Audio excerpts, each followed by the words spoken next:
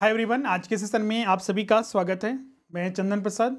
आज की इस वीडियो में एक हम लोग नया टॉपिक स्टार्ट करने वाले हैं। वह है आपका कॉमर्स के regarding banking and financial institutions, साथ ही इसमें आपका फाइनेंशियल मार्केट भी हम लोग देखेंगे और इंश्योरेंस सेक्टर भी। यह जो टॉपिक है, आने वाले जो परीक्षा है Jharkhand PGT, Jharkhand municipal services और साथ ही झारखंड टेक्निकल, जिसमें कि वरीय अंकेचक जो कॉमर्स के कैंडिडेट हैं उनके लिए बहुत ही महत्वपूर्ण टॉपिक है। तो चलिए आज का हम लोग सेशन को स्टार्ट करते हैं। जितने भी छात्र यहाँ पर जुड़े हुए हैं, जिन्होंने अभी तक इस चैनल को सब्सक्राइब नहीं किया है, सब्सक्राइब कर लिया, साथ ही बेल आइकन को प्रेस कर दीजिएगा और वीडियो को लाइक और शेयर जरूर कीजिएगा। और जो भी छात्र आने वाले परीक्षा के लिए, अभी चूंकि आपको पता होगी हर महीने यहाँ पर जो नया बैचेस प्रारंभ होता है, तो जैसा कि आपको पता होगा कि दिसंबर के लास्ट में ही जो करीब 25 से 26 दिसंबर से बैचेस प्रारंभ होने वाला था, क्योंकि आप देखिएगा बीच में जो है एग्जामिनेशन वगैरह कैंसिल हो गया था। उस वजह से जो है आपका बहुत सारे छात्र जो है आपका जो अपनी तैयारी कर रहे थे, उसमें बहुत सारे जो प्रॉब्लम आने की वजह से जो है उस बैच को जो है प्रारंभ नहीं किया गया था। और अभी जो है आज से आपका ये जो नया बैच है जो है आपका 5 जनवरी से जो है आपका प्रारंभ किया जा रहा है। तो जो भी छात्र झारखंड पीजीटी, झारखंड +2 टीचर्स और साथ ही अन्य परीक्षाओं के लिए जोड़ना चाहते हैं, अभी आपका एक स्पेसिफिक ऑफर भी चल रहा है। अगर अभी ज्वाइन करते हैं तो मात्र आपका 5600 में आपका संपूर्ण तैयारी हो जाएगा। इसके अलावा आप नेट जेआरएफ हो गया, जेटेड सहायक आचार्य हो गया, झारखंड टीजीटी, इसके अलावा म्यूनिसिपल सर्विस और साथ ही सीजीएल टेक्निकल के लिए भी आप बैचेस यहाँ पर ज्वाइन कर सकते हैं। अगर अभी आप सेपरेट ज्वाइन करना चाहते हैं झारखंड नगर पालिका सेवा और झारखंड टेक्निकल के लिए, तो अभी 4700 आपका इन दोनों के लिए लग रहा है आपका। और अगर पीजीटी के लिए ज्वाइन करना चाहते हैं उसके साथ कंबाइन, तो आपको वही मिनिमम फीस में आपका हो जाएगा। और ये सारे कोर्सेज जो हमारे स्वरूप लर्निंग ऐप पर उपलब्ध होगा, जहाँ पर आपको लाइव एंड रिकॉर्डिंग क्लास हो गया, नोट्स हो गया, टेस्ट हो गया, जो चैप्टर वाइज उपलब्ध कराए जाते हैं। और इसमें ध्यान रखिएगा नोट्स वगैरह जो उपलब्ध कराए जाते हैं सारे एप्लीकेशन पर होंगे, जो कि आपका क्लास के अकॉर्डिंग क्लास वाइज आपको वहाँ पर सारे नोट्स मिलते हैं। और इसमें आपका जो प्रीवियस ईयर के क्वेश्चंस हो गए, नए एमसीक्यूज हो गए, उन सभी को भी डिस्कस किया जाता है। चलिए आज का हम लोग सेशन स्टार्ट करते हैं। जैसा कि आपको पता होगा जो कॉमर्स सब्जेक्ट है उसमें अगर देखिएगा तो ये सारे मेन टॉपिक्स हैं जो कि आपको यहाँ पर आयोग ने जारी किया है। जिसमें अगर आप देखिएगा तो अगर ये बेसिक अकाउंटिंग हम लोग इसमें इसलिए रखते हैं क्योंकि ये अकाउंटिंग से अंतर्गत आता है, जैसे कि कंपनी अकाउंट्स हो गया, इन्फ्लेशन अकाउंटिंग हो गया। तो इसमें आपका अकाउंटिंग के कॉन्सेप्ट थोड़े बहुत हमें पता होना चाहिए, तो इसीलिए इस टॉपिक को भी हम लोग को पढ़ना अनिवार्य हो जाता है। इसके अलावा देखिएगा तो इसमें कंपनी अकाउंट्स, इन्फ्लेशन अकाउंटिंग हो गया, इनकम टैक्स हो गया, कॉस्ट अकाउंटिंग हो गया, ऑडिटिंग हो गया, फाइनेंशियल मैनेजमेंट, इसके अलावा banking system and financial market, negotiable instrument act, banking regulation act, और साथ ही इसमें आपका अगला जो है ऑर्गेनाइजेशन थ्योरी और industrial relation and industrial dispute जो है आपका इंपॉर्टेंट टॉपिक है। ओवरऑल अगर देखिएगा तो इसमें 8 सब्जेक्ट जो है इसमें शामिल कर दिए जाते हैं, जिसमें कि आज जो हम लोग यहाँ पर banking system, financial market, negotiable instrument act और बैंकिंग रेगुलेशन एक्ट, इन सभी को मिलाकर हम लोग यहाँ पर आज का जो सेशन है स्टार्ट कर रहे हैं। ये जो बैच होगा इसमें सारे के सारे जितने भी टॉपिक्स हैं सिलेबस के अकॉर्डिंग सारे चलेंगे। और इसमें आपका जो छात्र हिंदी में तैयारी कर रहा है हिंदी माध्यम में, और इंग्लिश में जो तैयारी कर रहा है इंग्लिश माध्यम में, नोट्स और जो चैप्टर वाइज जो एमसीक्यूज हैं वो सारे उपलब्ध कराए जाएंगे। साथ ही इसमें आपका जो हर एक चैप्टर कंप्लीट होने के बाद, जैसे कि इसमें जैसा कि हमने बताया चैप्टर वाइज टेस्ट होते हैं, तो हर एक चैप्टर कंप्लीट होने के बाद टेस्ट लिया जाता है। और साथ ही इसमें आपका क्लास के दौरान भी आपका जो कुछ एमसीक्यूज हैं साथ में भी कराए जाएंगे। जो यहाँ पर हाईलाइट किया गया है यही टॉपिक आज हम लोग यहाँ पर स्टार्ट कर रहे हैं। ओवरऑल देखिएगा तो इस टॉपिक में जो हम लोग को अध्ययन करना है, सबसे पहले इसमें जो भारत में जो बैंकिंग सिस्टम है, जहाँ से बैंकिंग प्रारंभ होता है, भारत में जो आधुनिक बैंक, मॉडर्न जो बैंक हम लोग देख रहे हैं, उसको हम लोग को यहाँ पर अध्ययन करना है। इसके बाद क्योंकि भारत में देखिएगा तो जितने भी, चाहे हम पब्लिक सेक्टर बैंक की बात करें, प्राइवेट सेक्टर की बैंक की बात करें, आरआरबीज की बात करें, तो उन सब बैंकों को रेगुलेट करने का काम जो किया जाता है वो आरबीआई के द्वारा किया जाता है। तो जो सेंट्रलाइज्ड बैंक है भारत का, तो जो आरबीआई है, आरबीआई की स्थापना, आरबीआई के जो कार्य है, आरबीआई के कार्य में सबसे ज़्यादा इंपॉर्टेंट जो है वो है आपका आरबीआई की जो मॉनेटरी पॉलिसी है, उसको हम लोग डिटेल में अध्ययन करना है। इसके अलावा इसमें फाइनेंशियल मार्केट आ जाता है, फाइनेंशियल मार्केट से पहले इसमें एक और टॉपिक आ जाता है जो बैंकिंग के अंतर्गत ही है, वह है आपका जितने भी भारत में फाइनेंशियल इंस्टीट्यूशंस है, जो डेवलपमेंट बैंक के भी नाम से जाने जाते हैं, डेवलपमेंट फाइनेंशियल इंस्टीट्यूशंस। इसमें आपका जैसे कि नाबार्ड का नाम सुने होंगे, एनएचबी हो गया, एक्सिम बैंक हो गया, सीडबी हो गया, ये सारे डेवलपमेंट बैंक में आते हैं। इनका कार्य क्या है, इनकी विशेषता क्या है, उन सभी के बारे में अध्ययन करना है। फाइनेंशियल मार्केट वित्तीय बाजार में, वित्तीय बाजार का सीधा सा तात्पर्य है वैसा मार्केट, वैसा बाजार जहां पर पैसे का लेन देन होता है। आज के डेट में देखिए कोई भी कंपनी बिना पैसे के, कोई भी बिजनेस बिना पैसे के नहीं चलती है। तो बड़े बड़े कंपनियों के पैसे कहाँ से आते हैं, तो वही आपका फाइनेंशियल मार्केट से उठाया जाता है, जिसमें कि एक शॉर्ट टर्म के लिए जो पैसे की आवश्यकता होती है उसे मनी मार्केट के माध्यम से, और जो लॉन्ग टर्म फंड की आवश्यकता पड़ती है तो कैपिटल मार्केट के माध्यम से उठाया जाता है। फाइनेंशियल मार्केट में वही आपका मनी मार्केट और कैपिटल मार्केट हम लोग यहाँ पर अध्ययन करते हैं। उसके बाद यहाँ पर जो है इंश्योरेंस सेक्टर हो गया, बैंकिंग रेगुलेशन एक्ट हो गया और नेगोशिएबल इंस्ट्रूमेंट एक्ट। इन सभी को अध्ययन करने के बाद फिर हम लोग फाइनली जो है इस पर एमसीक्यूज डिस्कस करते हैं और फिर इस पर आपका लाइव टेस्ट लिया जाएगा। आयोग ने जो सिलेबस जारी किया है उसी के अकॉर्डिंग हमने ये समरी करके आपको दिखाया है। बाकी आयोग का जो डिटेल में जो विवरण दिया गया है सिलेबस का, आप यहाँ पर देख सकते हैं। ये इंग्लिश में जारी किया गया आयोग के द्वारा, जो आप यहाँ पर देख सकते हैं। Organisation and deficiencies of Indian money market, structure of assets and liabilities of commercial bank. मतलब एक सिंगल पॉइंट के माध्यम से इसको डिस्क्राइब कर दिया गया है और उसी में सारे टॉपिक जो है सब टॉपिक के नाम से यहाँ पर दिया गया है, जो हम लोग एक एक करके डिस्कस करेंगे। इसी का ये हिंदी में है। हिंदी में तो बोलिएगा सर सिलेबस जारी नहीं किया गया है, लेकिन उसी का आपको संपूर्ण हिंदी में ट्रांसलेट करके यहाँ पर सारा दिया गया है। भारतीय द्रव्य का भार तथा संगठन की तथा कमियाँ, वाणिज्य बैंक हो गया, आरआरबीज हो गया, बैंकिंग स्ट्रक्चर हो गया, बैंकिंग रिफॉर्म्स हो गया, विभिन्न कमिटियाँ हो गई, मार्केट विभिन्न जो फाइनेंशियल मार्केट हो गया, मनी मार्केट, कैपिटल मार्केट हो गया, फाइनेंशियल इंस्टीट्यूशंस हो गए, इंश्योरेंस सेक्टर हो गया, फिर negotiable instrument act, banking regulation act, सारे एक एक करके हम लोग यहाँ पर अध्ययन करेंगे। अब यहाँ पर चलते हैं, हम लोग मेन टॉपिक में आते हैं और सबसे पहले हम लोग यहाँ पर समझते हैं बैंकिंग सिस्टम, भारत में जो बैंकिंग सिस्टम है उसके बारे में। तो इसमें सबसे पहले बैंकिंग सिस्टम, इंडिया में जो बैंकिंग सिस्टम है उसमें जाने से पहले हम लोग सबसे पहले जो बैंक जो है उसका मीनिंग समझते हैं कि बैंक का मतलब होता क्या है। तो बैंक का सीधा सा तात्पर्य है एक वैसी संस्था या फिर ऐसा इंस्टीट्यूशन जहां पर वित्तीय लेन देन होता है, फाइनेंशियल जो ट्रांजैक्शंस होते हैं। जैसे कि अगर किसी के पास पैसे है तो वो जाकर बैंक में पैसा जमा कर सकता है, डिपॉजिट कर सकता है, और अगर उसको पैसे की जरूरत है तो बैंक से लोन ले सकता है। ये जो सुविधा उपलब्ध कराती है उसी को बोलते हैं बैंक, उसी को बोलते हैं फाइनेंशियल इंस्टीट्यूशंस, वित्तीय संस्था। तो बैंक का सीधा साथ है जो वित्तीय लेन देन जो करता है, जो फाइनेंशियल जो ट्रांजैक्शंस, मतलब कि आपका लोन प्रोवाइड करने का काम, और जो डिपॉजिट एक्सेप्ट करता है उसी को कहा गया है यहाँ पर बैंक। अब सवाल उठता है कि जो ये बैंक हम लोग आज इंडिया में इतने सारे बैंक देख रहे हैं, आप यहाँ पर देखते होंगे प्राइवेट सेक्टर के bank, public sector bank, RRBs, corporative bank, development bank, RBI. तो इनका उद्भव कैसे होता है, भारत में इसका प्रारंभ कहाँ से होता है और उससे पहले क्या स्थिति थी। अगर हम बात करें तो भारत में जो बैंकों का प्रारंभ होता है अंग्रेजों के आने के बाद होता है। आज जो हम लोग जितने भी अभी बैंक के बारे में बताएं हमने, या फिर जो आगे हम लोग डिस्कस करने वाले हैं, ये आधुनिक बैंक, मॉडर्न बैंक के नाम से जाने जाते हैं, जिनका मुख्य जो बैंकिंग सर्विसेज उपलब्ध कराना, डिपॉजिट एक्सेप्ट करना, लोन प्रोवाइड करना। इसके सेकेंडरी फंक्शंस भी आते हैं, जैसे लोकर फैसिलिटी हो गया। इसके अलावा आपको अन्य बहुत सारे एजेंसी के जैसा काम करते हैं, डिस्काउंटिंग ऑफ बिल के जैसा काम करते हैं, एक मर्चेंट बैंकिंग के जैसा काम करते हैं, रिटेल सर्विसेज देते हैं, एटीएम सुविधा देते हैं।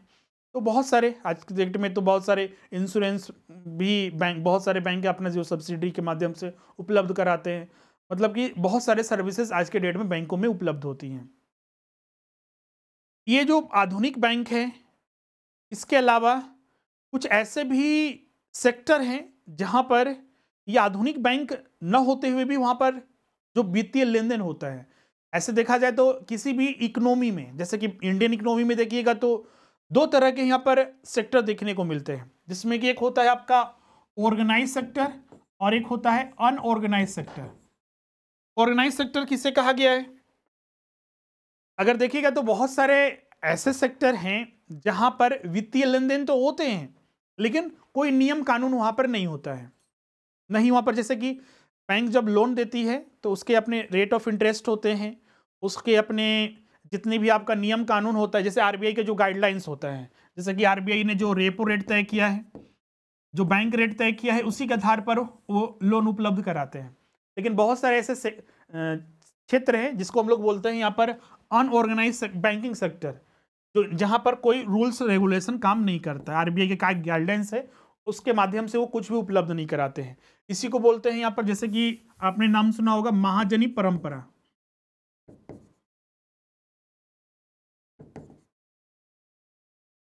महाजनी सिस्टम, इसमें क्या होता है कि जो अमीर वर्ग होते हैं, जो गरीब होते हैं या फिर जिन्हें पैसे की आवश्यकता पड़ती है, उनको लोन देते हैं, लेकिन लोन की रिगार्डिंग उनका कोई रूल्स रेगुलेशन नहीं होता है, मनमाने तरीके से रेट ऑफ इंटरेस्ट चार्ज करते हैं। उसी को बोलते हैं यहाँ पर जो अनऑर्गेनाइज सिस्टम है, मतलब कि जो कोई नियम कानून का पालन नहीं करते हैं वो अनऑर्गेनाइज सिस्टम के अंतर्गत आते हैं। जैसे कि महाजनी परंपरा, जो जमींदार वगैरह या फिर जो भी बड़े लोग, अमीर लोग वर्ग जो लोन वगैरह देते हैं, वित्तीय लेन देन करते हैं, उन पर कोई रूल्स रेगुलेशन लागू नहीं होता है। हम लोग जो अध्ययन कर रहे हैं मॉडर्न बैंकिंग के बारे में, जिन पर सभी रूल्स रेगुलेशन लागू होता है, और वही कहलाता है यहाँ पर ऑर्गेनाइज बैंकिंग सेक्टर। तो जो इंडिया में जो भी बैंकिंग सेक्टर, जो मॉडर्न बैंकिंग सिस्टम है, वो ऑर्गेनाइज्ड बैंकिंग सेक्टर के अंतर्गत आता है, जिसके लिए बहुत सारे रूल्स रेगुलेशन है। यहाँ तक कि खुद आरबीआई और बहुत सारे जो मिनिस्ट्रीज है गवर्नमेंट ऑफ इंडिया के, वो उसकी देखरेख करते हैं। बहुत सारे एक्ट हैं जो उन पर अप्लाई होते हैं और उन्हीं के माध्यम से वो यहाँ पर अपने बैंकिंग सर्विसेज उपलब्ध कराते हैं पूरे इंडिया में। अब यहाँ पर देखिएगा तो भारत में जो बैंकों की शुरुआत कहाँ से होती है, जो ये ऑर्गेनाइज्ड बैंकिंग सेक्टर, अगर आज से अगर हम बात करें, जैसे कि हमने बताया कि ब्रिटिश के आने के बाद जो है ये ऑर्गेनाइज्ड बैंकिंग सेक्टर हम लोग देख रहे हैं। उससे पहले क्या स्थिति थी? क्या भारत में पैसे का लेन देन नहीं होता था? बिल्कुल होता था। भारत में या फिर किसी भी एक जो इकोनॉमी में आप देखिएगा तो जब से मुद्रा, जो मनी का आविष्कार हुआ था, मतलब कि मनी के माध्यम से जब लेन देन खरीद बिक्री करना प्रारंभ किया गया, उस समय से वित्तीय लेन देन प्रारंभ हो चुका है। तो मतलब कि हम लोग बोल सकते हैं कि एंशियंट टाइम से, प्राचीन काल से ही वित्तीय लेन देन होते आ रहा है, लेकिन वो सारे के सारे अनऑर्गेनाइज सेक्टर में आते थे, महाजनी परंपरा पर चलते थे। अब सवाल उठता है क्या महाजनी परंपरा, जो महाजनी सिस्टम है, वो खत्म हो चुका है? तो इसका उत्तर होगा नहीं। अभी भी देखिएगा तो बहुत बड़े जो लोग हैं, बहुत बड़ी संख्या में जो लोग हैं, अभी भी महाजनी परंपरा। देखिएगा बैंक भी ऐसे लोन नहीं देती हैं। आप चले गए बैंक, हमें लोन चाहिए, तो क्या मिल जाएगा? तो उत्तर होगा नहीं, क्योंकि बैंक बहुत सारे नियमों का पालन करती है। आपको लोन लेना भी है, हाँ, बैंक में पैसा जमा करना बहुत आसान है। गए बैंकों के पास पैसा आएगा तो कोई उसके रूल्स रेगुलेशन नहीं है, आप एक खाता खुलवाइए, पैसा जमा कीजिए। लेकिन जब वही बैंक से पैसा हमको लोन के तौर पर चाहिए तो हजारों नियम कानून, ये डॉक्यूमेंट चाहिए, ये चाहिए, वो चाहिए, सभी उनको मिलेगा तभी लोन दिया जाएगा। तो इसीलिए देखिएगा तो अभी भी बहुत बड़ा वर्ग, बहुत बड़ी संख्या में लोग जो हैं बैंकों से लोन नहीं ले पाते हैं। इसीलिए वो महाजनी परंपरा का जो सिस्टम है, महाजनी सिस्टम, उसके अनुरूप वो लोन लेते हैं। कोई, चूंकि आप देखिएगा, मान लीजिए कोई गांव में है, कोई किसान है, उसको बीज खरीदना है, हल खरीदना है, या फिर जो कृषि संबंधी जो उसको वस्तुएं चाहिए वो खरीदना है, तो वो बैंक में गया, लोन उसको नहीं मिला। अब बोलिएगा सर उसको एग्रीकल्चर लोन वगैरह वो भी आसानी से नहीं मिलते। आपको पता होगा इंडिया में अगर सारे बैंकिंग सिस्टम स्थापित भी हो चुके हैं तो बहुत सारे उसके लिए जो नियम है उसका पालन करना पड़ता है। अगर पालन कर भी लिए तो वहाँ पर घूस वगैरह हो गया, भ्रष्टाचार बहुत ज़्यादा है, करप्शन बहुत ज़्यादा है, बिना दलाल वगैरह, एजेंट वगैरह के लोन नहीं मिल पाता है। तो फिर लास्ट में वो क्या करेगा, क्योंकि उसको चाहिए ही किसानी, उसको करना ही है, खेती करना ही है, तो इसीलिए वो क्या करेगा, कोई अमीर वर्ग, जमींदार या फिर जो बड़े लोग होते हैं उनसे जाकर वो लोन लेगा, जो कि बहुत ही हाई रेट ऑफ इंटरेस्ट के आधार पर उनको दिया जाता है। तो इसीलिए महाजनी परंपरा प्राचीन काल से अभी तक भी चल रही है। लेकिन मॉडर्न बैंकिंग बहुत हद तक महाजनी परंपरा को खत्म करने में बहुत बड़ी भूमिका निभाया है। जिससे कि अब देखिएगा इस कर्ज के जाल में अभी भी देखिएगा तो बहुत सारे किसान, बहुत सारे आप देखते होंगे किसान वगैरह आत्महत्या कर लेते हैं। बहुत बड़े बड़े जो व्यापारी वर्ग भी होते हैं, छोटे व्यापारी होते हैं, कर्ज के जाल में ऐसे फंस जाते हैं उससे निकलना मुश्किल हो जाता है, अपनी पूरी संपत्ति उनको खोना पड़ता है। इसीलिए देखिएगा तो फिर लास्ट में आत्महत्या, सुसाइड कर लेते हैं। तो भारत सरकार ने इसीलिए देखिएगा तो आज़ादी से पहले देखिएगा तो सारे के सारे बैंक जो थे प्राइवेट बैंक थे। तो लोगों को लोन उपलब्ध कराने के लिए, वित्त उपलब्ध कराने के लिए भारत सरकार ने आज़ादी के बाद बहुत सारे बैंकों का राष्ट्रीयकरण किया था। बहुत सारे बैंक खुद स्थापित किए जिससे कि लोगों को सीधे लाभ मिल सके, कर्ज के जाल में जो फंसे हुए किसान और जो व्यापारी वर्ग है वो निकल सके, उनको लोन सुविधा आसानी से मिल सके। इसलिए बहुत सारे कार्य किए गए हैं। तो कुछ हद तक महाजनी जो परंपरा चली आ रही थी वो कहीं ना कहीं बहुत हद तक खत्म भी हुई है, लेकिन अभी भी विद्यमान है। अभी और डिजिटलाइजेशन होने से बैंकिंग सिस्टम में, या फिर जो आपको नाम सुना होगा आपने, प्रधानमंत्री जो जनधन योजना था उसके माध्यम से करोड़ों जो है खाते खोले गए थे। बहुत जो खेत में काम करने वाला है, जो बहुत ही गरीब वर्ग हैं, उनके भी खाते वगैरह खोले गए थे, तो उनको सीधा इसका लाभ मिला। अब सारे जो लेन देन हो रहे हैं खाते के माध्यम से। हाँ, बहुत सारे जो खाते हैं अनऑपरेटेड है, मतलब कि अब उसमें एक बार खाता खुल गया तो बाद में वो उस पर वो ट्रांजेक्शन नहीं किए, वो अलग चीज़ है, लेकिन बहुत हद तक इसका लाभ मिला है। और कोरोना काल में देखिएगा लॉकडाउन के समय सरकार ने सीधे खाते में भी पैसे मिले हैं, तो बैंकिंग माध्यम जो है उसमें एक बहुत बड़ी भूमिका निभाई और सीधे लोगों को इसका लाभ मिला।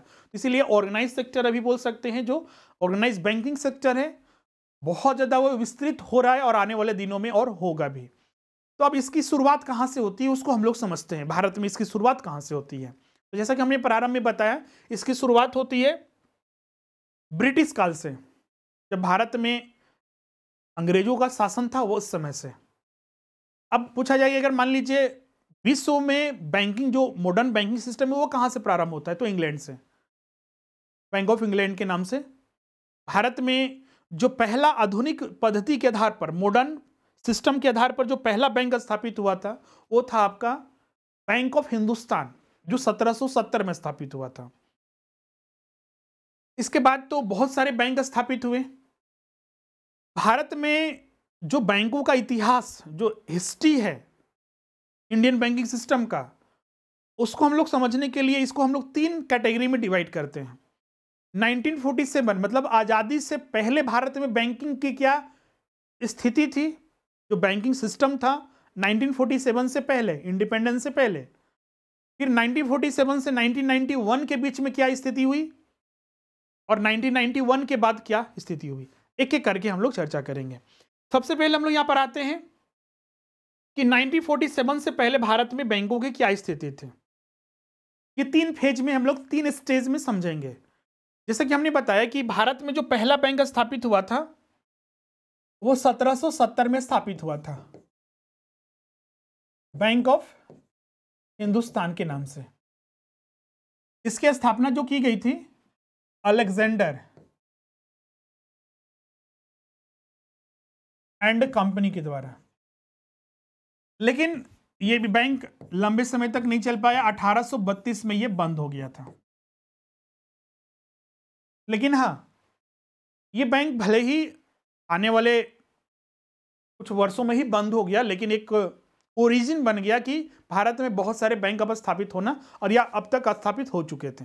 अगर आज़ादी से पहले 1947 में पहला स्टेज में अगर चलें तो हजारों बैंक स्थापित हो चुके थे, लेकिन उसमें से बहुत सारे बंद हो गए और बहुत सारे अभी तक वो चल रहे हैं। अभी भी देखिएगा भारत का सबसे पुराना बैंक जो है 1806 में स्थापित हुआ था, अभी भी ऑपरेट कर रहा है, जिसे आज के डेट में हम लोग SBI के नाम से जानते हैं। अब बोलिएगा सर कि हम लोग तो पढ़े हैं कि SBI की स्थापना 1955 में हुई थी। बिल्कुल नहीं, देखिएगा वो बैंक का नामकरण हुआ था, अभी हम लोग यहाँ पर डिस्कस करेंगे।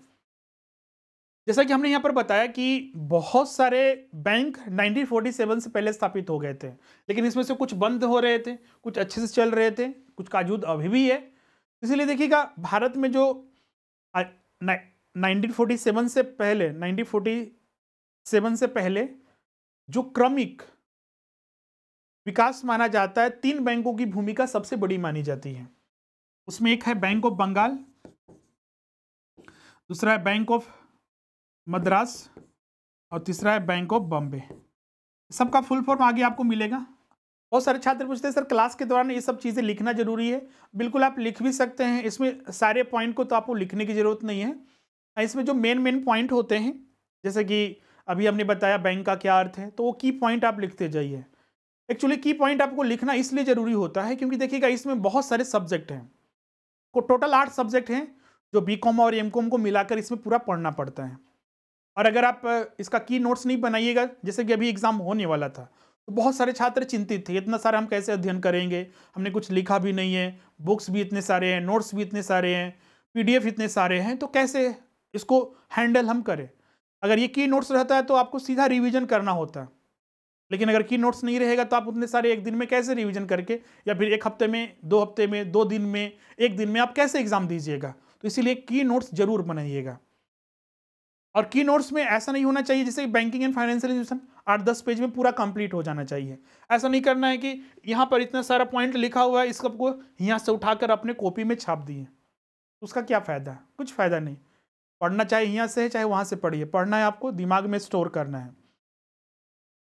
और अब बोलिएगा सर स्टोर कर लिए तो हमेशा तो वो नहीं रहेगा, तो इसलिए की नोट्स रहेगा, बाद में इतना न पढ़ना पड़े, हमको जो की वर्ड है सिर्फ वही पढ़े और वो रिमेंबर हो जाएगा, हमें याद हो जाएगा। इसलिए की नोट्स बनाइएगा, तो जिससे कि आपको कम समय में ज़्यादा से ज़्यादा चीज़ों को आप कवर कर सकते हैं। वरना इतने सारे नोट्स रहते हैं, इतने सारे पॉइंट रहते हैं, फिर प्रश्न रहेगा, बुक्स रहेंगे, फिर कैसे आप हैंडल कर पाइएगा, नहीं कर पाइएगा। इसलिए की नोट्स बनाना अनिवार्य हो जाता है। जैसा कि हमने बताया कि यहाँ पर ये 3 बैंक क्रमिक विकास के अंतर्गत माने जाते हैं 1947 से पहले, जिसका वजूद आज भी है। ये 3 बैंकों की भूमिका थी, बैंक ऑफ बॉम्बे, मद्रास जो चेन्नई है भी, और बंगाल। भारत के 3 क्षेत्रों को ध्यान में रखते हुए, मतलब कि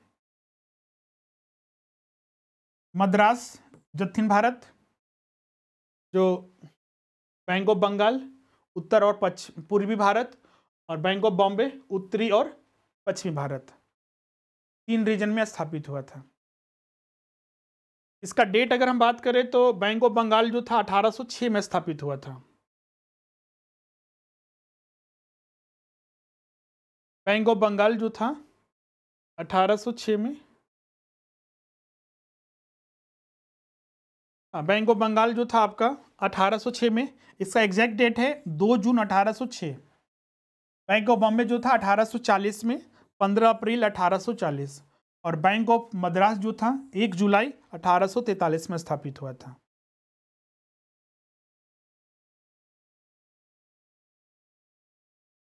तो आप यहाँ पर देख सकते हैं बैंक ऑफ बंगाल, ये बी फॉर बंगाल है, 1806, बैंक ऑफ मद्रास 1843 और बैंक ऑफ बॉम्बे 1840। बोलिएगा ये सब आज तो बैंक है ही नहीं, इनका क्या हुआ?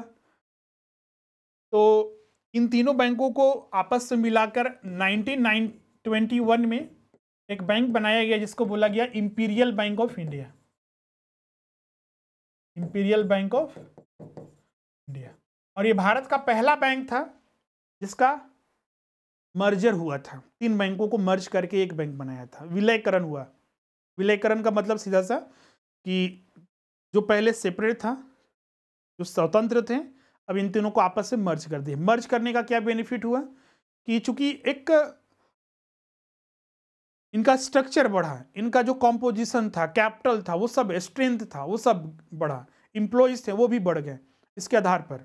और उस समय भारत में कोई सेंट्रलाइज बैंक नहीं था, इंपीरियल बैंक ऑफ इंडिया ही उस समय वही जो है था एज अ सेंट्रल बैंक के जैसा काम कर रहा था।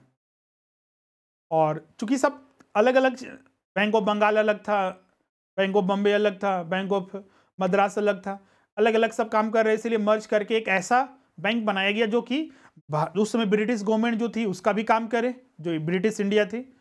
इसके अलावा जो बैंक जो सिक्योरिटीज के क्षेत्र में भी काम करे। आज देखिएगा तो आरबीआई बहुत सारे क्षेत्रों को हैंडल किए हुए हैं, और बहुत सारे जो संगठन है जैसे कि सेबी है जो सिक्योरिटी मार्केट देखता है, इरेडा है जो इंश्योरेंस सेक्टर को देखता है, आरबीआई जो बैंकिंग सेक्टर को देखता है, लेकिन उस समय तो ऐसा कुछ नहीं था, एक ही संगठन हर चीज को देख रहा था। तो इसलिए उस समय जरूरत एक और बैंक की महसूस की गई थी, वो था दुनिया में अधिकतर जो बड़े बड़े कंट्रीज थे वहां पर सेंट्रल बैंक स्थापित हो चुके थे, भारत में तो नहीं था। तो कुछ लोग जो कमिटियां थी बाद में सिफारिश कर रही थी कि इंपीरियल बैंक ऑफ इंडिया को ही सेंट्रल बैंक बना दिया जाए, लेकिन ऐसा नहीं हो पाया। उस समय एक हिल्टन यंग कमीशन और एक बैंकिंग जो टेस्टिंग एजेंसी, जो बैंकिंग सेंट्रल एक एजेंसी बनी थी, उसके सिफारिश पर इसको एज अ जनरल बैंक के जैसा काम करने दिया गया इंपीरियल बैंक ऑफ इंडिया को। और आपको पता होगी आरबीआई के लिए एक सिफारिश किया गया था हिल्टन यंग कमीशन के आधार पर। 1934 में एक एक्ट बना और 1935 में आरबीआई की स्थापना हुई थी। आरबीआई में इसको बारे में और भी डिटेल में हम लोग चर्चा करेंगे, लेकिन हाँ एक चीज ध्यान रखिएगा, चूंकि हम लोग आज़ादी से पहले के स्टेज को डिस्कस कर रहे हैं, तो इस समय जितने भी प्रमुख बैंक थे उसको हम लोग को अध्ययन करना है। तो आरबीआई की वह स्थापना आज़ादी से पहले हो गई थी 1935 में हिल्टन यंग कमीशन के सिफारिश पर। तो इंपीरियल बैंक ऑफ इंडिया का क्या हुआ, तो आज़ादी तक इंपीरियल बैंक ऑफ इंडिया जो कि सेंट्रल बैंक बनने वाला था लेकिन नहीं बनाया गया, और एज अ जनरल बैंक के जैसा काम करता रहा, और ये काम करता रहा 1955 तक। 1955 में क्या हुआ, तो 1955 में आज़ादी के बाद, ये आज़ादी के बाद की घटना है, लेकिन यहीं पर समझ लीजिए कि 1955 में भारत सरकार ने इसका नेशनलाइजेशन कर दिया गया, नेशनलाइजेशन किया, इसको हिंदी में बोलते हैं राष्ट्रीयकरण। अब ये राष्ट्रीयकरण का मतलब क्या है, नेशनलाइजेशन का मतलब क्या है, तो अपने नियंत्रण क्षेत्र में लेना।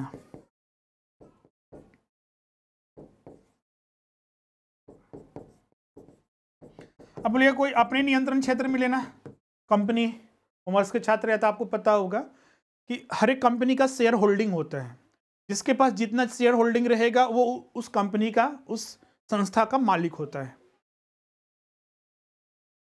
आजादी से पहले जितने भी बैंक थे वो सारे के सारे प्राइवेट बैंक थे,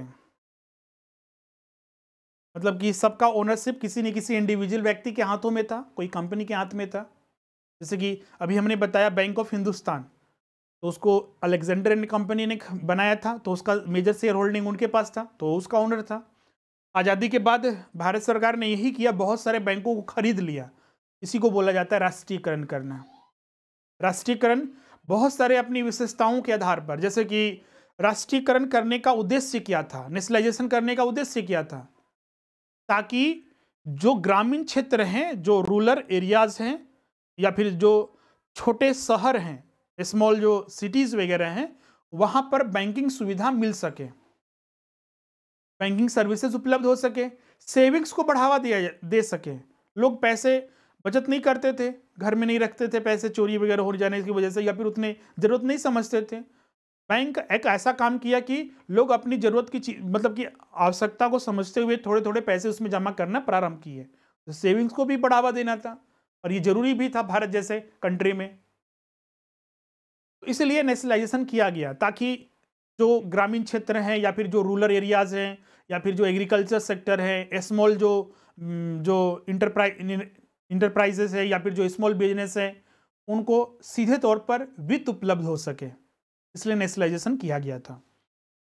तो यहाँ पर देख सकते हैं इंपीरियल बैंक ऑफ इंडिया को नेशनलाइजेशन किया गया 1955 में, और इसका नाम रखा गया, इंपीरियल बैंक ऑफ इंडिया का नाम बदल दिया गया और नाम कर दिया गया SBI, state bank of India.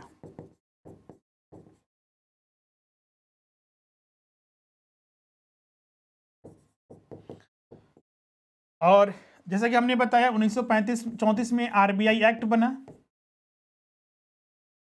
और इसकी स्थापना 1935 में की गई आरबीआई की। तो आज़ादी से पहले ये दो, मतलब कि बहुत महत्वपूर्ण घटना जो बैंक सेक्टर में घटी। अब सवाल उठता है क्या यही सारे बैंक थे बस उस समय, और कोई नहीं बैंक था, तो बिल्कुल था। जैसे कि देखिएगा तो इसी दौरान बहुत सारे बैंक भी स्थापित हुए जो आज भी इनका वजूद है, जैसे कि इलाहाबाद बैंक 1865 में स्थापित हो गया, पंजाब नेशनल बैंक 1894 में, बैंक ऑफ इंडिया 1906 में, बैंक ऑफ बड़ौदा 1908 में, सेंट्रल बैंक ऑफ इंडिया 1911 में। तो ये सारे बैंक स्थापित हो चुके हैं। ये सारे ऐसे बैंक हैं जो मेजर हैं, जिनका वजूद आज भी है। तो आज़ादी से पहले तो सैकड़ों हजारों बैंक स्थापित हो चुके थे, लेकिन बहुत सारे बंद भी हो गए। और एक चीज़ और, आज़ादी से पहले के जितने भी बैंक थे 1947 से पहले सारे के सारे प्राइवेट बैंक थे, इंक्लूडिंग आरबीआई। आरबीआई भी यहाँ पर देखिए, आपने हमें अभी बताया कि 1934 में इसके लिए एक्ट बना, 1935 में स्थापित हुआ। जब आरबीआई स्थापित हुआ था तो ये भी एक प्राइवेट सेक्टर का बैंक था। तो अब बोलिएगा आरबीआई तो अभी वर्तमान में क्या है, भारत सरकार के अंतर्गत आता है, भारत सरकार का ही स्वामित्व उस पर 100% है। तो इसका नेशनलाइजेशन कब हुआ, मतलब कि भारत सरकार ने इसके शेयर्स को कब खरीदा, शेयर होल्डिंग कब अपने होल्ड किया, तो ये 1949 में हुआ था, आज़ादी के बाद। इसीलिए बोला जाता है कि जैसे कि अभी हमने 3 स्टेज बताया ना, 1947 से पहले, 1947 से 1991 तक और 1991 के बाद। तो ये जो सेकेंड स्टेज है जो आगे हम लोग डिस्कस करने वाले हैं, इसको बोला जाता है राष्ट्रीयकरण या नेशनलाइजेशन का दौर। क्योंकि 1947 के बाद अधिकतर बैंकों का राष्ट्रीयकरण हुआ था, जैसे कि आपने यहाँ पर देखा आरबीआई का, एसबीआई, फिर 14 और बैंकों का 1969 में, 1980 में 6 बैंकों का। तो ये सारे जो है नेशनलाइज हुए थे। इसी दौरान आरआरबीज की स्थापना होती है, बहुत सारे डेवलपमेंट बैंक की स्थापना होती है सरकार के द्वारा, गवर्नमेंट के द्वारा। इस दौरान देखिएगा तो प्राइवेट सेक्टर बन ही नहीं रहे थे, प्राइवेट सेक्टर के बैंक 1991 के बाद प्राइवेट बैंक बने थे इस दौरान, क्योंकि अधिकतर जितने भी बैंक थे या तो पहले आज़ादी से पहले स्थापित थे, जिसको गवर्नमेंट ने अपने कंट्रोल में ले लिया, और उस दौरान मतलब 1947 से 1991 तक नए बैंक स्थापित हुए ही नहीं। अब यहां पर आते हैं हम लोग सेकेंड स्टेज में, 1947 से 1991 तक। जैसा कि हमने बताया, सबसे पहला अगर देखा जाए तो इसमें 1949 में तो आरबीआई का राष्ट्रीयकरण हुआ, नेशनलाइजेशन किया गया आरबीआई का 1 जनवरी 1949 को। फिर इंपीरियल बैंक ऑफ इंडिया 1 जुलाई 1955 को एसबीआई बना, इसका भी नेशनलाइजेशन हुआ, जो भी थोड़ी देर पहले बताए थे। फिर 1969 में 14 बड़े बैंकों का, जो उस समय के 14 बड़े बैंक थे का कंडीशन था। कंडीशन क्या था, उस समय जो प्रधानमंत्री थी श्रीमती इंदिरा गांधी, उन्हीं के कार्यकाल में ये 1969 में और 1980 में बड़े स्तर पर राष्ट्रीयकरण हुआ था, नेशनलाइजेशन।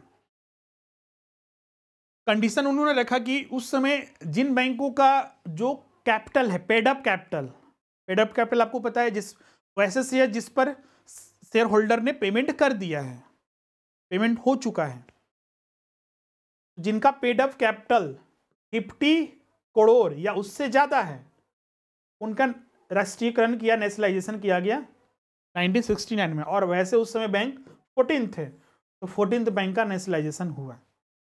1980 में कंडीशन रखा गया, 1980 में, कि वैसे बैंक जिनका पेड अप कैपिटल 200 या उससे ज़्यादा है, 200 करोड़ या उससे ज़्यादा है, उनका राष्ट्रीयकरण किया जाएगा। उस समय उससे 6 बैंक थे।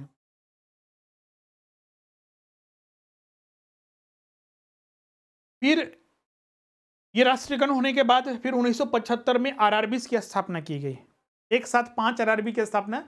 जब आरआरबीज पढ़ेंगे तो वहाँ पर और भी डिटेल इसके बारे में देखेंगे, लेकिन ये होने वाला भारत के लिए एक महत्वपूर्ण घटना था बैंकिंग सेक्टर में। इसके बाद 1947 से 1991 के बीच में और भी बहुत सारे बैंक स्थापित हुए, जिसमें कि बहुत सारे डेवलपमेंट बैंक थे, जैसे कि आईडीबीआई की स्थापना हुई, सिडबी की स्थापना, वो तो बाद में हुआ था, हाँ, नाबार्ड की स्थापना की गई, एग्जिम बैंक की स्थापना की गई, आईएफसीआई की स्थापना की गई, इसके अलावा एनएचबी की स्थापना की गई इसी दौरान में। अब देखिएगा, मेन इसमें मुद्दा हो जाता है राष्ट्रीयकरण होना। तो राष्ट्रीयकरण क्यों किया गया था, अभी हमने बताया था, वो सारे पॉइंट यहाँ पर दिए गए हैं। हिंदी में एक साइड है और एक साइड आपका इंग्लिश में, तो इसको आप यहाँ पर जरूर स्टडी कीजिएगा। इसका पीडीएफ हम अपलोड कर देंगे और आप सभी को भी मिलेगा, इसको टेलीग्राम पर भी अपलोड कर दिया जाएगा ये पीडीएफ। तो आपका जो स्टडी मटेरियल सेक्शन है, आप एप्लीकेशन में जाइएगा तो वहाँ पर स्टडी मटेरियल सेक्शन में वो पीडीएफ यहाँ पर मिल जाएगा सारा। अब यहाँ पर 1991 के बाद हम लोग देखते हैं, 1991 के बाद जाना जाता है बैंकिंग सेक्टर में रिफॉर्म्स के लिए। जैसे कि 1947 से पहले प्राइवेट सेक्टर बैंक और बैंकों का प्रारंभ माना जाता है। 1947 से 1991 के बीच में नेशनलाइजेशन के नाम से जाना जाता है बैंक सेक्टर में, और 1991 के बाद जाना जाता है रिफॉर्म्स के लिए। रिफॉर्म्स को हिंदी यहाँ पर लिखा जाता है सुधार। तो बैंकिंग सुधार भी देखिएगा लिखा रहता है, बैंकिंग सेक्टर्स में रिफॉर्म्स, बैंकिंग क्षेत्र में सुधार।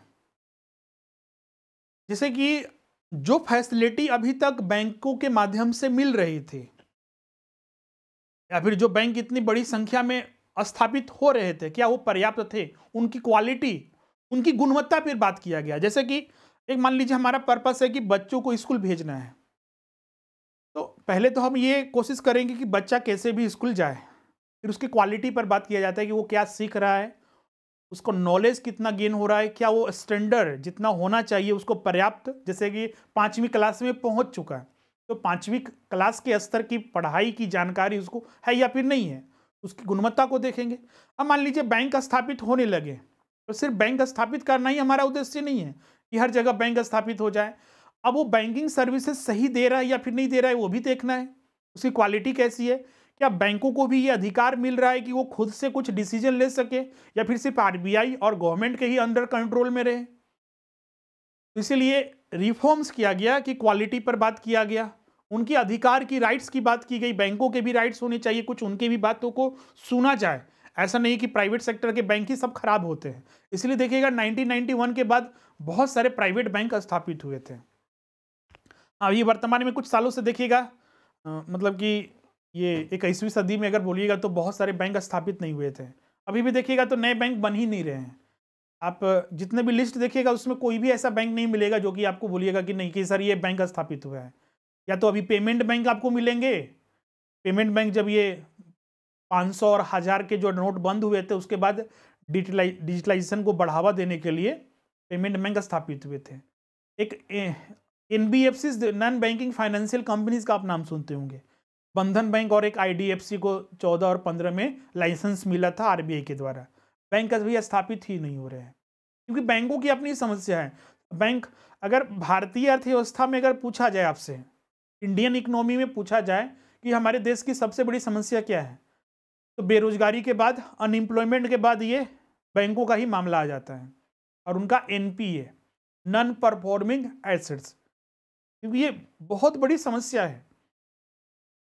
NPA क्या होता है? बैंक ने लोन दिया, लोन रिकवर नहीं हो पा रहा है, वही बन जाता है NPA को। बैड लोन्स भी सीधा सा बोल सकते हैं। बहुत सारे व्यक्ति का आपने नाम सुना होगा, कंपनी का नाम सुना होगा, लोन लिए देश छोड़ के भाग गए। नीरव मोदी, विजय माल्या, ये तो गिने चुने कुछ नाम है, ऐसे हजारों लोग मिलेंगे। बिजनेस तो प्रारंभ कर लेते हैं, यहां से वहां से पैसे उठाते हैं लेकिन चुका नहीं पाते हैं, या फिर पैसे लेकर भाग जाते हैं। अब ये बैंक, जैसा कि प्रारंभ में हमने बताया, ये हमारे लिए इतना महत्वपूर्ण क्यों है? पैसा लेके भागे तो बैंक का पैसा लेके भागे, इससे देश को क्या असर पड़ेगा? बिल्कुल पड़ेगा, क्योंकि इन बैंकों के पास पैसा कहाँ से आते हैं? जो लोन देते हैं वो पब्लिक का डिपॉजिट होता है। बैंक इतने हजारों करोड़ लोन देते हैं, तो बैंकों के पास वो पैसा कहाँ से आया? पब्लिक का डिपॉजिट है, भारतीय जनता का पैसा है जो उन्होंने लोन दिया था बड़े बड़े कॉरपोरेट्स को, और उन्होंने देश छोड़कर भाग गए, या फिर पैसा वो बैंक को दे ही नहीं रहे हैं। ऐसे में समस्या तो खड़ी होगी ही, और ये बहुत बड़ा क्राइसिस, मंदी की ओर ले जाएगा, बेरोजगारी इससे बढ़ेगी। क्योंकि अगर पैसा जो उनके पास गया सही से यूटिलाइजेशन नहीं हो रहा है, सही से उसका उपयोग नहीं हो पा रहा है, पैसे अननेसेसरी जो है आपका खर्चे हो रहे हैं, मतलब जहां पर होने चाहिए इन्वेस्टमेंट वहां पर नहीं हो रहे हैं, तो इससे तो नुकसान होगा ही। एम्प्लॉयमेंट जनरेट नहीं हो रहा है, क्योंकि हर जगह सिर्फ सरकारी तो नौकरी नहीं मिलेगी, कॉर्पोरेट बनेंगे, नए नए उद्योग लगेंगे, इंडस्ट्रीज बढ़ेंगे, तो वहां पर भी लोगों को एम्प्लॉयमेंट मिलता है। अगर पैसे ही नहीं रहेंगे तो वो कॉर्पोरेट स्थापित नहीं होंगे, बिजनेस स्थापित नहीं होंगे, तो उनको एम्प्लॉयमेंट जनरेट कैसे होगा? तो इसलिए बहुत बड़ा मुद्दा है NPA। तो इसीलिए देखिएगा इनका रिफॉर्म्स किया जाना। आज के डेट में देखिएगा आप 1991 के बाद जो हम क्वालिटी की बात करते हैं तो इसमें एक और आ जाता है टर्म मर्जर आप सुनते होंगे, विलयकरण। बैंकों का आपस में, जैसे कि अभी हमने बताया था 1991 में पहला भारत में मर्जर हुआ था, जो बैंक ऑफ बंगाल था, बैंक ऑफ मद्रास और बैंक ऑफ बॉम्बे। इन तीनों को मर्ज करके इंपीरियल बैंक ऑफ इंडिया बनाया गया था। 1991 के बाद देखिएगा, अभी 2020 में देखिएगा 10 बड़े जो नेशनलाइज्ड बैंक थे उनको मर्ज करके 4 नेशनलाइज्ड बैंक बनाया गया। एसबीआई के साथ जितने भी एसबीआई के एसोसिएट थे, भारतीय महिला बैंक था उसको मर्ज कर दिया गया। Bank of Baroda, Canara bank, इनको भी मर्ज करके एक सिंगल बैंक बनाया गया था। एक और बैंक था।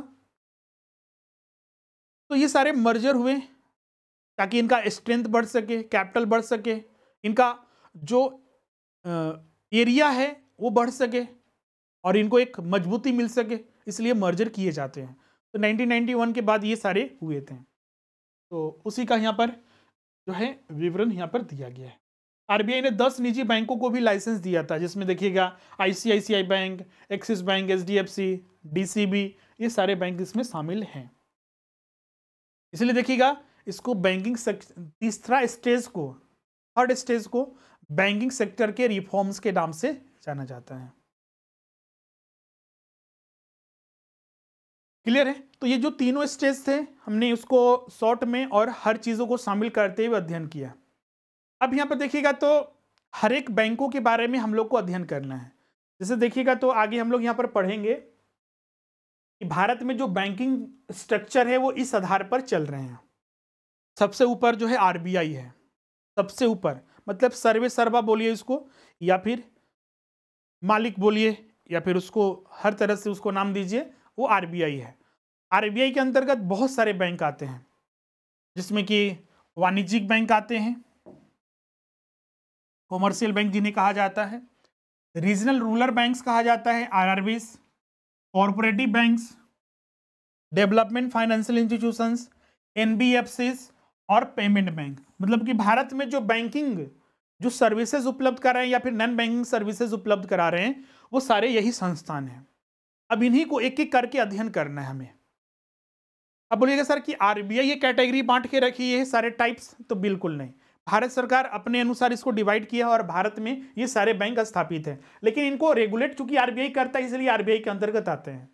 तो आरबीआई अपने किस आधार पर बैंकों को डिवाइड करता है? तो आरबीआई इस आधार पर डिवाइड नहीं करता है। आरबीआई एक्ट इसका मूल एक्ट है, आरबीआई एक्ट 1934। तो आरबीआई ने किस आधार पर बैंकों को बांटा है? तो आरबीआई ने 2 आधार पर बैंकों को बांटा है। भारत में जितने भी बैंक है या तो वो शेड्यूल बैंक हो सकते हैं या फिर नॉन शेड्यूल बैंक, अनुसूचित बैंक या फिर गैर अनुसूचित बैंक। अब शेड्यूल बैंक किन्हें कहा गया है? तो वैसे बैंक जो आरबीआई एक्ट के शेड्यूल 2 में जिन बैंकों का नाम शामिल है वो सारे के सारे शेड्यूल्ड बैंक हैं, और नॉन शेड्यूल्ड बैंक जिनका नाम नहीं है वो सारे नॉन शेड्यूल्ड बैंक, गैर अनुसूचित बैंक के नाम से जाना जाता है। आरबीआई एक्ट में देखिएगा तो 2 शेड्यूल है, शेड्यूल 1 और शेड्यूल 2।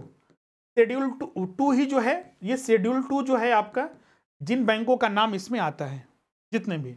अब कुछ लोग याद कर लेते हैं कि आरआरबी कॉर्पोरेटिव बैंक शेड्यूल 2 में नहीं आते हैं, मतलब शेड्यूल बैंक वो नहीं है। बिल्कुल ऐसा नहीं है, जितने भी बैंक है वो सारे के सारे शेड्यूल बैंक में आते हैं। शेड्यूल मतलब कि अनुसूचित 2 में, शेड्यूल 2 में शामिल किया गया है, तो इसलिए शेड्यूल बैंक है ये सारे। अब सवाल उठता है कि गैर अनुसूचित बैंक अब किन्हें कहा गया है? जो शेड्यूल 2 में नहीं है वो सारे नॉन शेड्यूल बैंक है। अब सवाल उठता है कि ये अब इसका लिस्ट क्या है? तो इसका कोई लिस्ट नहीं है। एक्चुअली गैर अनुसूचित बैंकों में आरबीआई जो है समय समय पर जारी करती है नॉन शेड्यूल बैंक में। जैसे कि कोई नियमों का पालन नहीं करना है, जैसे सीआरआर मेंटेन करना था, मेंटेन नहीं किया, repo rate, reverse repo rate, या फिर जो बैंकिंग गाइडलाइंस है, एक्ट है, उसका पालन नहीं किया, ब्रांच खोलने के लिए नियम का पालन नहीं किया, तो वैसे सिचुएशन में आरबीआई जो है उनको नॉन शेड्यूल में शामिल कर देती है। फिर बाद में भी अगर वो शेड्यूल में भी आ सकते हैं, इसलिए कभी भी एक कंप्लीट लिस्ट नहीं मिलेगा कि नॉन शेड्यूल बैंक में कौन है। वो समय समय पर आरबीआई गाइडलाइंस के तहत या फिर जो नियमों का पालन नहीं करते हैं उसके तहत उनमें शामिल किया जाता है। एग्जाम में एक्चुअली ये पूछा जाता है सीधा कि आरबीआई बैंकों को 2 कैटेगरी में किस आधार पर बांटती है, तो शेड्यूल बैंक और non schedule bank. Schedule bank में सीधा सा ध्यान रखना है, जो आरबीआई एक्ट 1934 के शेड्यूल 2 में जिन बैंकों को शामिल किया गया है वो शेड्यूल बैंक है, और जिन्हें शामिल नहीं किया गया है वो नॉन शेड्यूल बैंक है। अब इसमें हम लोग एक एक करके अब इसके आधार पर अध्ययन करेंगे कि जो वाणिज्यिक बैंक है, जो क्षेत्रीय बैंक है, क्षेत्रीय ग्रामीण बैंक, रीजनल रूरल बैंक, एक एक करके हम लोग इसको अध्ययन करेंगे। लेकिन इसको अब हम लोग जो है नेक्स्ट क्लास में अध्ययन करेंगे। आज के लिए बस इतना ही। नहीं को अगर कोई डाउट होगा, कुछ पूछना चाहते हैं तो आप इसमें हमने कमेंट करके पूछ सकते हैं। और जो भी छात्र अभी तक क्लासेस ज्वाइन नहीं किए हैं, अब क्लासेस जल्दी से जल्द ज्वाइन कर लीजिए, जिससे कि आप आने वाले जितने भी कोर्सेज हैं उसका आप लाभ ले सकें। अब देखिए अभी बहुत ही कम फीस पर सारे कोर्सेज आपको उपलब्ध कराए जा रहे हैं। जो छात्र तीनों कंबाइन ज्वाइन करना चाहते हैं वो भी कर सकते हैं, जिसमें कि आपका कंबाइन बैच मेन इसमें टारगेट है हमारा पीजीटी जो बैच है, चूँकि इसमें बीएड की आवश्यकता होती है। और कुछ ऐसे भी अभी वैकेंसी आई है जिसमें कि कॉमर्स के ही छात्र उसमें भरेंगे, लेकिन उसमें बीएड की आवश्यकता नहीं है, तो इसलिए कंबाइन बैच ये चलाया जा रहा है। तो उसके लिए मात्र अभी 5,600 फीस है। इसके अलावा नेट जेआरएफ ज्वाइन कर सकते हैं, या तो आप पेपर 1 या फिर बोथ पेपर भी ज्वाइन कर सकते हैं। कॉमर्स सहायक आचार्य या JTET TGT Jharkhand high school के लिए भी ज्वाइन कर सकते हैं। और जो कोई छात्र सिर्फ चूँकि वो बीएड नहीं किए हैं, सिर्फ वो जो नगर पालिका सेवा है और टेक्निकल है उसके लिए फॉर्म भरना चाहते हैं और उसके लिए कॉमर्स की सिर्फ तैयारी करना चाहते हैं, तो उसके लिए फीस मात्र 4,700 है। और इसमें भी सारी सुविधाएं आपको मिलेंगे एग्जाम के पॉइंट के आधार पर। इसके अलावा नेट जेआरएफ के लिए भी लाइव क्लास, चूँकि इसका फॉर्म आ चुका है और इसके लिए भी पूरा डिटेल में कोर्सेज आपको यहाँ पर उपलब्ध कराए जा रहे हैं। सारे फैसिलिटी आपको यहाँ पर दिए जाएंगे। और ये कोर्सेज सारे हमारे स्वरूप लर्निंग ऐप है उसी पर उपलब्ध होते हैं, जहाँ पर आपको लाइव एंड रिकॉर्डिंग क्लासेस हो गया, नोट्स हो गए, टेस्ट हो गए, सारे उपलब्ध होते हैं। ज्वाइन करने के लिए एप्लीकेशन को डाउनलोड करना है और उसमें आपका स्टोर में जाकर कोर्सेज परचेज कर सकते हैं, या फिर स्क्रीन पर जो नंबर दिख रहा है उस पर भी आप कांटेक्ट करके आप अपना एडमिशन ले सकते हैं। आज के लिए बस इतना ही। अब मिलते हैं नेक्स्ट क्लास में और भी नए टॉपिक को लेकर हम लोग वहाँ पर चर्चा करेंगे। Thank you everyone.